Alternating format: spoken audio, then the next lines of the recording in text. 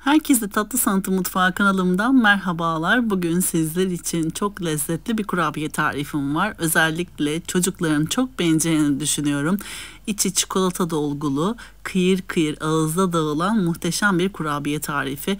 Bu tarifi deneyin. Denedikten sonra yorum kısmına düşüncelerinizi merak ediyorum. Öyleyse fazla vakit harcamadan hemen bu lezzetli tarifime başlayalım. Öncelikle oda sıcaklığında beklettiğimiz bir adet yumurtamızı uygun bir kabımızın içerisine kıralım.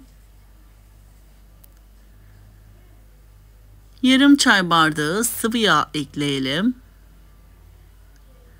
Yarım çay bardağı mısır nişastası ekleyelim. Mısır nişastanız yoksa eğer buğday nişastası da ekleyebilirsiniz. 1 su bardağından 1 parmak eksik olacak şekilde pudra şekeri ekliyorum.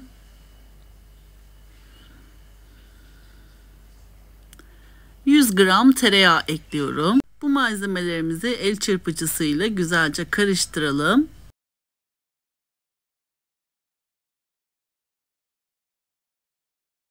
Karışımımızı tamamladıktan sonra unumuzu ekleyebiliriz. Tarifimde toplamda 3 su bardağı un kullandım. Kullanmış olduğum su bardağı ölçüm 200 mililitredir. Unu lütfen kontrollü bir şekilde ekleyelim. Yumuşacık, kıvamlı ama ele yapışmayan bir kurabiye hamuru hazırlıyoruz. Unumuzu her zaman her tarifte kontrollü bir şekilde ekliyoruz. Çünkü bazen yumurtanın büyüklüğü, küçüklüğü bu oranı değiştirebiliyor. Unun markası bile değişkenlik gösterebiliyor. Kontrollü eklemekte fayda var. Çünkü özellikle bu kurabiyede de unun miktarı çok önemli. Eğer çok fazla cıvık tutarsanız hamurunuzu kurabiyeler pişince yayılacaktır. O yüzden hoş bir görüntü olmaz. Dondurma kaşığının kalıbının dokusunu verdiğimiz için olabildiğince hamurumuz birazcık koyu kıvamlı olması gerekiyor. Unumuzun miktarını ona göre belirleyelim. 3 su bardağı un ekledim. 1 paket toz vanilya ekliyorum. Ve 1 çay kaşığı hamur kabartma tozu ekliyorum. Hamur kabartma tozunu da çok fazla eklemiyoruz. Çünkü kabarmasını istemiyoruz. Eğer çok kabarırsa dondurma kaşığının deseni oluşmaz. Tüm malzemelerimizi elimizle güzelce yoğuralım. Yoğurduktan sonra hemen sizlere yakından hamurun yumuşaklığını, kıvamını göstermek istiyorum. Ne sert ne de çok cıvık bir kurabiye hamuru. Gördüğünüz gibi olması gerektiği gibi hamurumuzdan parçalar alalım. Dondurma kaşığımızın içerisine ekleyelim ve parmağımızla hamurumuzun orta kısmına oyuk oluşturalım. Parmağımızla içli köfte yapar gibi iç kısmını açalım. İçine sürülebilir çikolata ekleyeceğiz. Bu tarifte dilerseniz fındık ezmesi, fıstık ezmesi veya badem ezmesi, yer fıstığı ezmesiyle de yapabilirsiniz. Her türlü çok lezzetli olacaktır. Hatta marmelatla veya farklı reçellerle de yapabilirsiniz reçelli kurabiye olarak. Hamurumuzu bu şekilde içine oyduktan sonra sürülebilir çikolata ekliyorum. Çikolata ile gerçekten muazzam bir kurabiye oldu. Çünkü kurabiyenin kıyırlığı un kurabiyesinin lezzetinde. Kıyır kıyır ağızda dağılan bir kurabiye hamuru.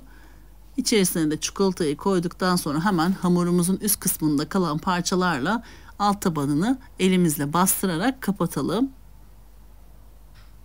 Dilerseniz bu aşamada içerisine fındık parçaları veya antep fıstığı parçaları da ekleyebilirsiniz.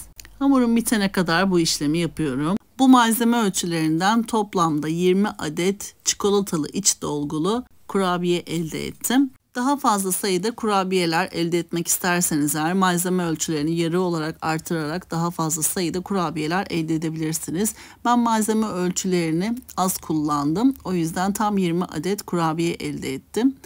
Bu kurabiyenin hamuruna dilerseniz damla çikolata da ekleyerek damla çikolatalı iç dolgulu muhteşem bir kurabiye de yapabilirsiniz. Çikolatayı çok severler için ideal olacağını düşünüyorum. Alternatif olarak dilerseniz kakaolu olarak da yarısını yaparak hem kakaolu hem de sade olarak da hazırlayabilirsiniz.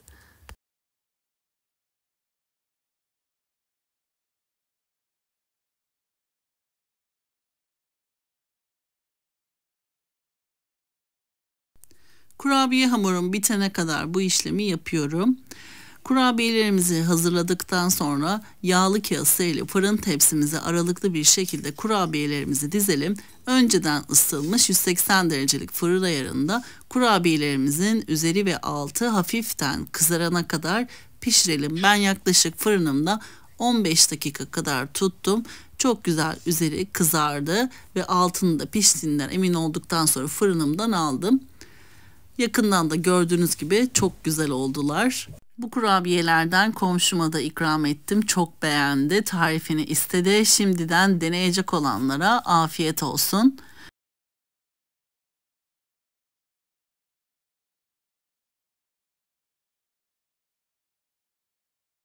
Kurabiyelerimi sunum tabağıma dizip sizlere yakından hem bıçakla keserek iç dokusunu göstermek istiyorum hem de ısırık alarak yakından kıvamını göstermek istiyorum.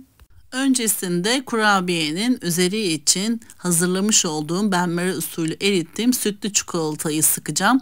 Sütlü çikolatayı şu şekilde hazırlıyoruz. İlk defa yapacak olanlar için bilgi veriyorum. Öncelikle cezvemizin yarısına kadar su dolduralım. Üzerine küçük bir kasenin içerisine çikolatamızı ekleyelim. Tarifimde toplamda 60 gram sütlü çikolata kullandım. Suyun buharında çikolataların erimesini sağlayalım. Eridikten sonra sıkma torbasının içerisine erittiğimiz çikolatalarımızı dökelim ve ucunda küçük bir makasla delik oluşturalım. Sonrasında kurabiyelerimizin üzerine ileri geri hareket yaparak çizgiler oluşturalım. Böylelikle görsel olarak da çok şık olmuş olacaktır. Dilerseniz üzerini süslemeden de üzerine pudra şekeri serperek de servis yapabilirsiniz. Tamamen gözünüze nasıl hitap etmesini istiyorsanız o şekilde hazırlayabilirsiniz. Ben bu şekilde hazırladıktan sonra buzdolabında da birazcık dondurdum. Çikolataların donmasını bekledim. Sonrasında sizlere yakından iç dokusunu gösteriyorum. Sizler yakından kurabiyenin iç dokusunu, kıvamını, kıyırlığını izlerken ben de sizler için küçük bir hatırlatmada bulunmak istiyorum. YouTube kanalıma henüz abone olmadıysanız YouTube kanalıma abone olmayı, paylaştığım videolarıma beğeni bırakmayı lütfen unutmayınız. Gün aşırı yepyeni tariflerimi kanalımda sizler için paylaşıyorum. Anında haberdar olabilmek için bildirim zilini lütfen açınız. Böylelikle yepyeni tariflerimi ilk siz görmüş olacaksınız. Beni hangi şehirden veya ülkelerden takip ediyorsanız yorum kısmına yazabilirsiniz. Hepinizin mesajlarını okuyorum ve dönüş sağlıyorum. Bu tarifimi ve videomu beğendiyseniz eğer sevdiklerinizle paylaşarak bana destek olabilirsiniz. Tarifimi denedikten sonra yorum kısmına da düşüncelerinizi yazarsanız henüz bu tarifimi denememiş olan kıymetli takipçilerime fikir olmuş olacaktır. Şimdiden tüm destekleriniz için çok teşekkür ediyorum. Bir sonraki yepyeni tarifimde tekrardan sizlerle görüşmek üzere. O zamana kadar kendinize çok iyi bakın. Hoşça kalın.